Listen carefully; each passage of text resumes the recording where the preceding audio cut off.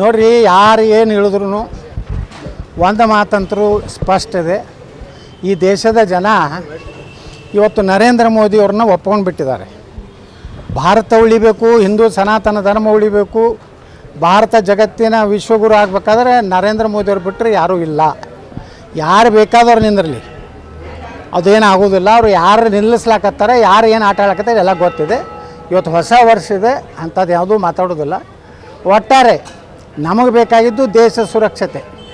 ನಮ್ಮ ದೇಶದ ಜನ ಶಾಂತಿಯಿಂದ ನೆಮ್ಮದಿಯಿಂದ ಈ ಒಂದು ಭಯೋತ್ಪಾದನೆಯಿಂದ ಮುಕ್ತರಾಗಿ, ದೇಶ ವಿರೋಧಿ ಚಟುವಟಿಕೆಗಳನ್ನು ಮಾಡುವಂಥವರಿಂದ ಮುಕ್ತರಾಗಿ ನವಭಾರತವನ್ನು ನಿರ್ಮಾಣ ಮಾಡುವಂಥ ನರೇಂದ್ರ ಮೋದಿಯವರು ದೇಶದ ಜನರಿಗೆ ಬೇಕಾಗಿದೆ, ನನಗಲ್ಲ. ಇದು ನರೇಂದ್ರ ಮೋದಿನ ಪ್ರಧಾನಮಂತ್ರಿ ಮಾಡೋದ್ರ ಸಲುವಾಗಿ ಚುನಾವಣೆ ಇಲ್ಲ. ಯಾವುದೋ ಒಬ್ಬ ಲೋಕಸಭಾ ಸದಸ್ಯನ ಸದಸ್ಯ ಮಾಡೋದ್ರ ಸಲುವಾಗಿ ಚುನಾವಣೆ ಅಲ್ಲ.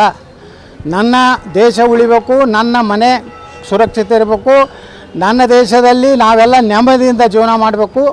ನಾವೆಲ್ಲರೂ ರಾಮ ರಾಜ್ಯ ಅಂತ ಏನು ಹೇಳಿದ್ದಾರೆ ನಮ್ಮ ಹಿರಿಯರು, ರಾತ್ರಿ 1 ಗಂಟೆಗೂ ಭಾರತದಲ್ಲಿ ಎಲ್ಲ ಹೆಣ್ಮಕ್ಳು ಪೂರ್ಣ ಪ್ರಮಾಣದ ಬಂಗಾರವನ್ನು ಮೈ ಮೇಲೆ ಹಾಕ್ಕೊಂಡು ಅಡ್ಡಾಡಿದ್ರು ಯಾವುದೇ ಕೃತ್ಯ ಯಾವಾಗ ಆಗೋದಿಲ್ಲೋ ಅದೇ ರಾಮರಾಜ್ಯ. ಅದು ಕೇವಲ ನರೇಂದ್ರ ಮೋದಿ ಸಾಧ್ಯ.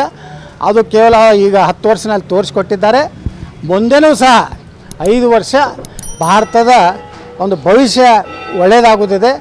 ಯಾರು ಬೇಕಾದವ್ರು ನಿಂದಿರಲಿ, ಬೇಕಾದ ಆಟ ಆಡಲಿ, ನನಗೆ ವಿಶ್ವಾಸ ಇದೆ ಕರ್ನಾಟಕದಲ್ಲಿ 28 ಲೋಕಸಭೆ ಭಾರತೀಯ ಜನತಾ ಪಾರ್ಟಿ ಗೆಲ್ತದೆ.